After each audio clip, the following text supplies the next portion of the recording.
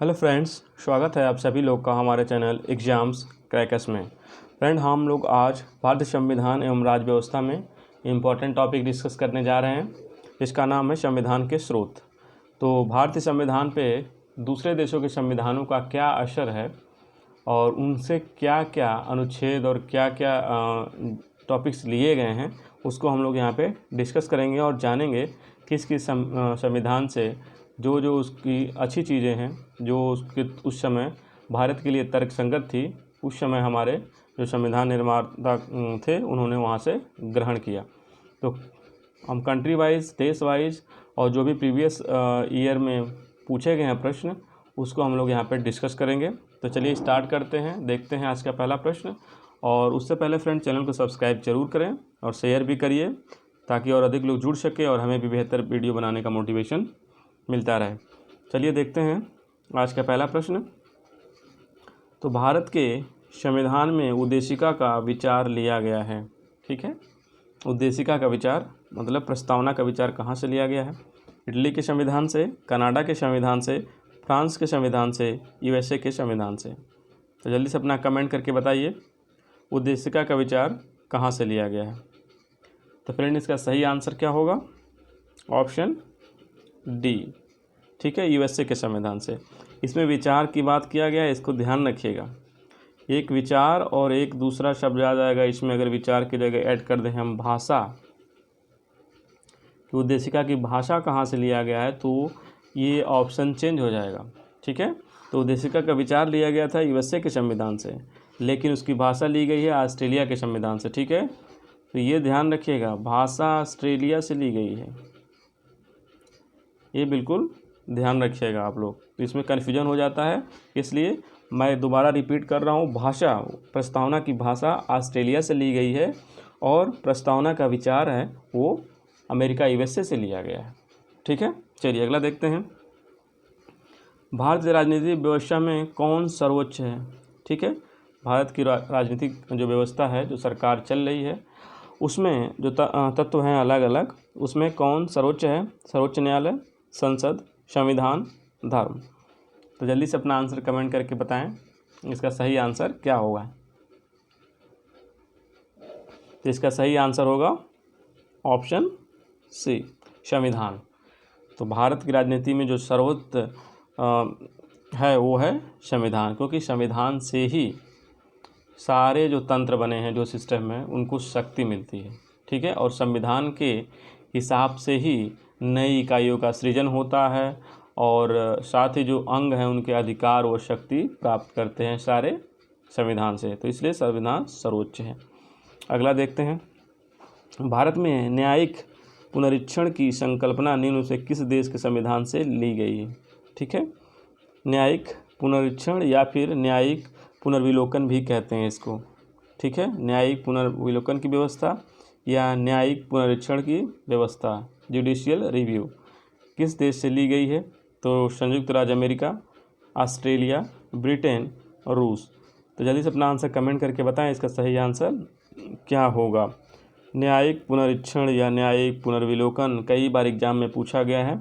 इसका सही आंसर होगा ऑप्शन ए, संयुक्त राज्य अमेरिका। ठीक है, तो जो भी सर्वोच्च न्यायालय है वो जो सरकार द्वारा जो विधान बनेगा, ठीक है, या फिर खुद सर्वोच्च न्यायालय या उच्च न्यायालय या फिर जो भी प्राधिकरण हैं उनके द्वारा अगर कोई ऐसा विधान बनता है जो संविधान के अनुरूप नहीं है, तो उस पर संज्ञान ले सकता है, उसका पुनर्विलोकन कर सकता है। ठीक है, तो ये लिया गया है संयुक्त राज्य अमेरिका के संविधान से। ठीक है, अगला देखते हैं। न्यायिक पुनर्विलोकन की व्यवस्था है कहाँ कहाँ पे?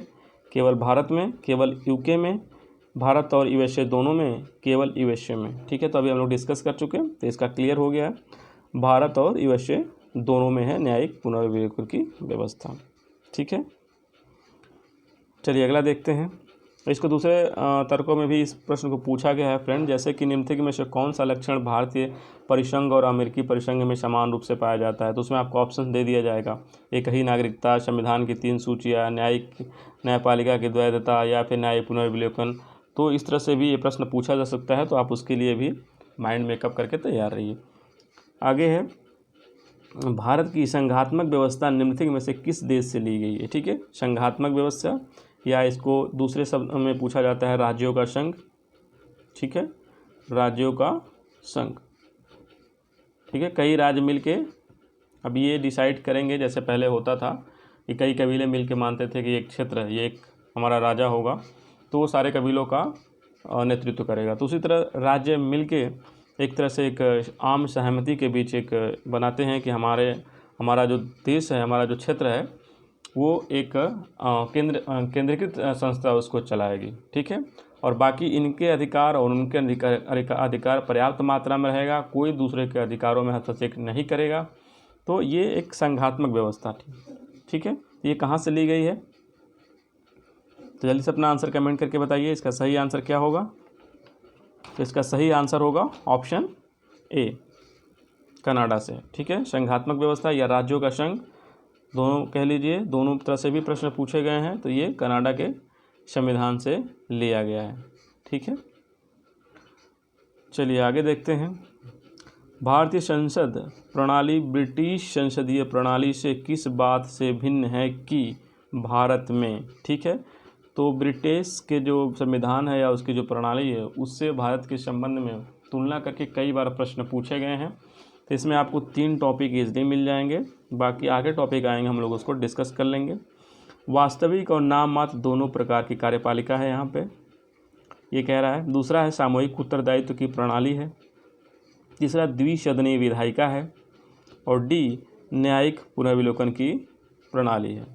ठीक है, तो कौन सा जो कि ब्रिटिश प्रणाली और भारत की जो प्रणाली है उसमें भिन्न है, कौन सा इसमें पॉइंट भिन्न है? तो इसका सही आंसर क्या होगा? ऑप्शन डी, न्यायिक पुनर्विलोकन की व्यवस्था भारत में है। ठीक है, ये भारत में है और साथ ही विषय में हम लोग डिस्कस कर चुके हैं, लेकिन न्यायिक पुनर्विलोकन की व्यवस्था ब्रिटिश संसदीय प्रणाली में नहीं है, ब्रिटेन के संविधान में नहीं है। ठीक है, तो इससे ये डिफरेंट हो जाता है। बाकी वास्तविक और नाम मात्र दोनों प्रकार की कार्यपालिका दोनों जगह पे है।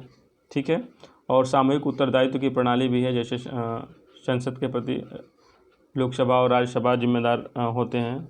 ठीक है, तो और द्विसदनीय विधायिका भी है। ठीक है, राज्यसभा लोकसभा। तो इस तरह से कह सकते हैं कि एक जो डिफरेंट है वो है न्यायिक पुनर्विलोकन की प्रणाली। भारत के संविधान में सम्मिलित समवर्ती सूची किस देश की देन है? ठीक है, समवर्ती सूची कहाँ से लिया गया है?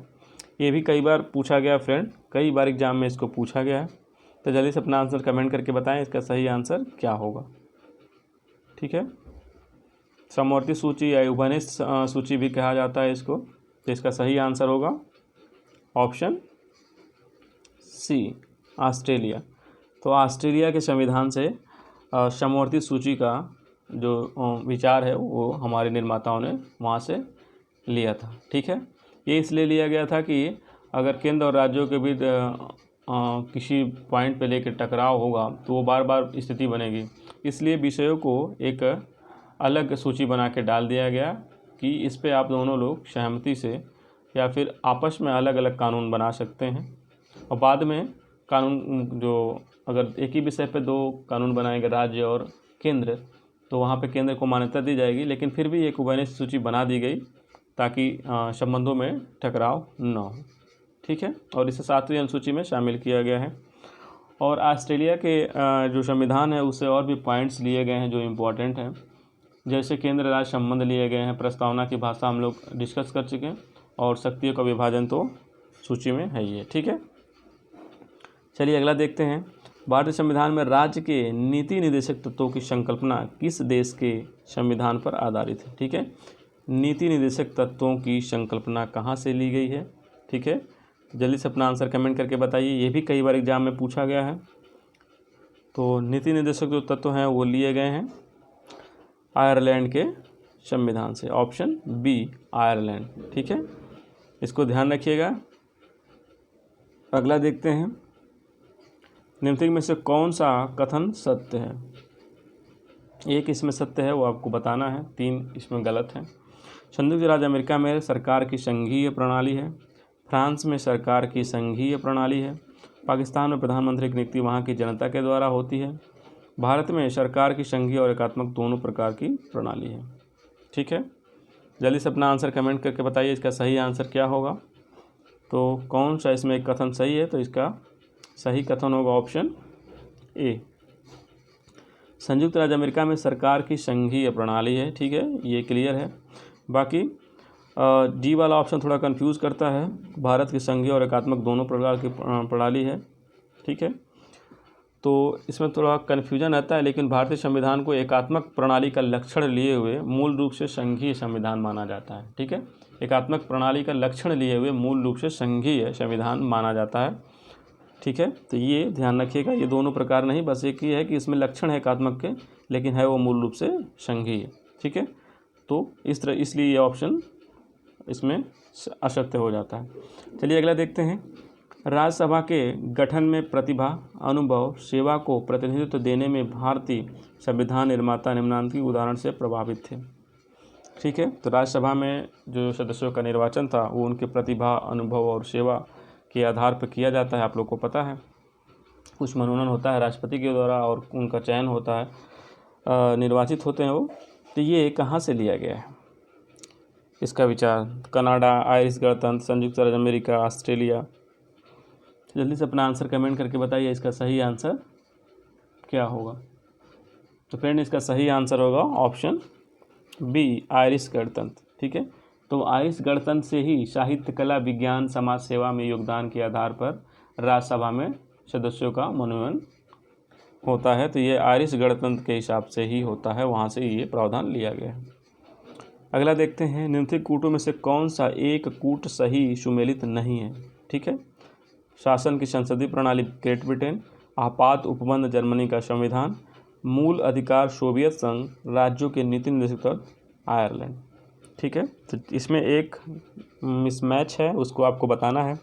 जल्दी से अपना ऑप्शन कमेंट करके बताएं इसका सही आंसर क्या होगा। कौन एक सुमेलित नहीं है? तो इसका सही आंसर होगा ऑप्शन सी। ठीक है, मूल अधिकार। मूल अधिकार सोवियत संघ की बजाय कहाँ से लिए गए हैं? यूएसए से। ठीक है, तो मूल अधिकार भी कई बार पूछा गया है, इसको इंडिविजुअल प्रश्न के रूप में भी। तो मूल अधिकार किस देश के संविधान से लिया गया है? तो संयुक्त राज्य अमेरिका के। ये ध्यान रखिएगा, मूल अधिकार यूएसए के। बाकी भारत शासन की संसदीय प्रणाली ग्रेट ब्रिटेन से लिया गया है। आपात उपबंध, ये भी ध्यान रखिएगा, कई बार पूछा गया है। जर्मनी का विमर्श संविधान है, वहाँ से लिया गया है। ठीक है, और डी, राज्य की नीति निर्देशक हम लोग डिस्कस कर लिए हैं, आयरलैंड के संविधान से लिया गया है। तो संसदीय प्रणाली और आपात उपबंध, ये दोनों ध्यान रखिएगा आप लोग। ठीक है, आगे चलते हैं। निम्नलिखित संवैधानिक प्रावधानों में से कौन स्रोत से सही सुमेलित नहीं है? ठीक है, इधर प्रावधान है और इधर स्रोत हैं उसके, तो कौन सुमेलित नहीं है इसमें आपको बताना है। विधि का शासन इंग्लैंड, बी ऑप्शन है विस्तृत उभयनिष्ठ सूची ऑस्ट्रेलिया, ऑप्शन सी है विधि द्वारा स्थापित प्रक्रिया फ्रांस, ऑप्शन डी है राष्ट्रपति के विचारार्थ और राज्यपाल द्वारा विधेयक सुरक्षित रखना कनाडा। तो जल्दी से अपना आंसर कमेंट करके बताइए इसका सही आंसर क्या होगा। तो फ्रेंड्स इसका सही आंसर होगा ऑप्शन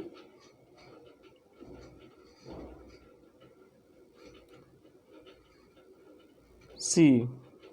ठीक है फ्रेंड्स, विधि द्वारा स्थापित प्रक्रिया। ठीक है, विधि द्वारा जो स्थापित प्रक्रिया है वो कहाँ से लिया गया है? तो विधि द्वारा जो स्थापित प्रक्रिया है उसको लिया गया है जापान के संविधान से। ठीक है फ्रेंड्स, जापान के संविधान से। तो ये ध्यान रखिएगा, यहाँ पे फ्रांस की जगह जापान हो जाएगा। ठीक है, ये भी कई बार एग्जाम में इंडिविजुअल प्रश्न के रूप में पूछा गया है कि विधि द्वारा स्थापित प्रक्रिया किस देश के संविधान से के प्रावधानों से ली गई है। तो ऑप्शंस दे देंगे कंट्रीज़ के नाम, तो उसमें आप जापान सही टिक करेंगे। तो जापान से विधि द्वारा स्थापित प्रक्रिया ली गई है, तो ये ध्यान रखिएगा। बाकी विधि का शासन इंग्लैंड से लिया गया है। ठीक है, और विस्तृत उभयनिष्ठ सूची हम लोग डिस्कस कर चुके हैं ऑस्ट्रेलिया से। और ये भी ध्यान रखिएगा, राष्ट्रपति के विचारार्थ और राज्यपाल द्वारा विधेयक सुरक्षित रखना। ठीक है, ये ध्यान रखिएगा कि राज्यपाल जो विधेयक सुरक्षित रखता है राष्ट्रपति के विचार के लिए, वो कनाडा से लिया गया है। तो ये भी याद रखिएगा, इम्पॉर्टेंट है। आगे, केंद्र और राज्य के बीच संबंध किस संविधान से उद्गृत है? ठीक है, केंद्र और राज्य के बीच संबंध किस संविधान से उद्गृत है, मतलब किस संविधान से लिया गया है? ऑप्शन है ब्रिटिश संविधान, ऑप्शन बी है कनाडा के संविधान, ऑप्शन सी आर्य संविधान, ऑप्शन डी इटली का संविधान। ठीक है, तो जल्दी से अपना आंसर कमेंट करके बताइए, इसका सही आंसर क्या होगा? केंद्र और राज्य के बीच संबंध किस संविधान से लिया गया है, किस संविधान से उद्गृत है? इसका सही आंसर क्या होगा? इसका सही आंसर होगा फ्रेंड ऑप्शन बी, कनाडा का संविधान। ठीक है, और कभी कभी इसमें अगर ऑस्ट्रेलिया होगा फ्रेंड तो आप ऑस्ट्रेलिया भी टिक कर सकते हैं, क्योंकि केंद्र और राज्यों के संबंध में कुछ प्रावधान ऑस्ट्रेलिया से लिए गए हैं और कुछ प्रावधान कनाडा से भी लिए गए हैं। शक्तियों का विभाजन जो किया गया है वो कनाडा के संविधान से भी लिया गया है, और केंद्र और राज्य संबंध के विषय में शक्तियों का विभाजन कुछ जो पॉइंट्स लिए गए हैं वो ऑस्ट्रेलिया के भी संविधान से लिए गए हैं। तो यहाँ पे आप दोनों ध्यान रखिएगा। ठीक है, ऑस्ट्रेलिया और कनाडा। चलिए अगला देखते हैं। भारतीय संविधान में मौलिक कर्तव्यों का विचार लिया गया है। ठीक है, मौलिक कर्तव्य कई बार एग्जाम में पूछा गया है। मूल अधिकार, मौलिक कर्तव्य ये एक सब पूछा जाता है। तो मूल अधिकार हम लोग डिस्कस कर चुके हैं। मौलिक अधिकार जल्दी से बताइए कमेंट करके कौन सा ऑप्शन सही होगा? फ्रांस, अमेरिका, पूर्व सोवियत संघ या ब्रिटिश संविधान? ठीक है, पूर्व सोवियत संघ मतलब रूस आजकल का, ये ध्यान रखिएगा। तो इसका सही आंसर क्या होगा? मौलिक कर्तव्य जो लिए गए हैं वो पूर्व सोवियत संघ के संविधान से लिया गया है, रूस के संविधान से इसको ऐड किया गया है 51 का में। ठीक है, तो इसको ध्यान रखिएगा, यह प्रश्न कई बार पूछा गया है। ठीक है, मूल अधिकारों का और मूल कर्तव्यों का विचार कई बार एग्जाम में पूछा गया है, कहाँ से लिया गया है। आगे देखते हैं, लिखित संविधान का प्रारंभ किस देश से हुआ था? ठीक है, लिखित संविधान का प्रारंभ सबसे पहले किस देश ने सबसे पहले लिखित संविधान का प्रावधान किया था? आपके पास ऑप्शन है जापान, दूसरा ऑप्शन है भारत, तीसरा ऑप्शन है ब्रिटेन, चौथा ऑप्शन है अमेरिका। अमेरिका मतलब यूएसए। ठीक है, तो इसका सही आंसर क्या होगा? लिखित संविधान सबसे पहले कहाँ बना था? तो इसका सही आंसर होगा ऑप्शन डी, अमेरिका। ठीक है, संयुक्त राज्य अमेरिका का संविधान प्रथम जो पहली बार पूर्ण और लिखित संविधान है। ठीक है, और ये सबसे छोटा भी है, विश्व का सबसे छोटा संविधान अगर पूछा जाए आपसे तो यही है। ठीक है, अमेरिका का संविधान। ठीक है, ध्यान रखिएगा, सबसे छोटा। ठीक है, इसमें मात्र 7 अनुच्छेद शामिल हैं। ठीक है, वही सबसे बड़ा संविधान बात की जाए तो वह है भारत का। ठीक है, तो ध्यान रखिएगा, सबसे छोटा ऑस्ट्रेलिया और सबसे बड़ा भारत का संविधान है। ठीक है, आगे देखते हैं। भारत का संविधान सबसे अधिक लंबा हो गया है, ये कथन है, कारण मौलिक अधिकारों का अध्याय है अमेरिका संविधान के मॉडल से लिया गया है। ठीक है, तो ये मौलिक अधिकारों का जो अध्याय है मूल अधिकारों का वो अमेरिका के संविधान से लिया गया, ये कारण है, ऐसा ही इनका कहना है। आपके पास ऑप्शन है ए बी सी डी, इनमें से बताना है कथन और कारण दोनों सही है, और कारण कथन की सही व्याख्या करता है, या कथन, ठीक है, प्रथम नहीं, कथन और कारण दोनों सही है परंतु कारण कथन की सही व्याख्या नहीं है। कथन सही है परंतु कारण गलत है, कथन गलत है परंतु कारण सही है। तो जल्दी से अपना आंसर कमेंट करके बताइए इसका सही आंसर क्या होगा। तो फ्रेंड इसका सही आंसर होगा ऑप्शन बी, कथन और कारण दोनों सही है। ठीक है, क्योंकि भारत का संविधान सबसे लंबा है, सबसे बड़ा संविधान है, और मौलिक अधिकारों का अध्याय जो है वो लिया गया है अमेरिका के संविधान से। ठीक है, ये भी बात सही है, लेकिन इसकी वजह से संविधान लंबा नहीं हुआ है, इसलिए ये इसका सही व्याख्या नहीं कर पाता है। ठीक है, तो भारतीय संविधान लंबा इसलिए हुआ है कि सारे प्रावधान, सारे अधिकार, सारे निकाय, सारी जो शासन तंत्र की व्यवस्था है वो सब जो है कि भारतीय संविधान में दिया गया है, जो कि अन्य संविधानों में इस तरह का प्रावधान नहीं है। ठीक है, तो इसलिए भारत का संविधान बहुत लंबा हो गया। चलिए अगला प्रश्न देखते हैं, हमारे देश का संवैधानिक नाम क्या है? ठीक है, संविधान में जो वर्णित है वो नाम क्या है? तो जल्दी से अपना आंसर कमेंट करके बताइए इसका सही आंसर क्या होगा। हमारे देश का संवैधानिक नाम क्या है? तो इसका आंसर जल्दी से बताएं। तो हमारे देश का संवैधानिक नाम है भारत अर्थात इंडिया। ठीक है, संविधान में कहीं हिंदुस्तान और आर्यावर्त का उल्लेख नहीं है, ये ध्यान रखिएगा, कन्फ्यूजन हो सकता है।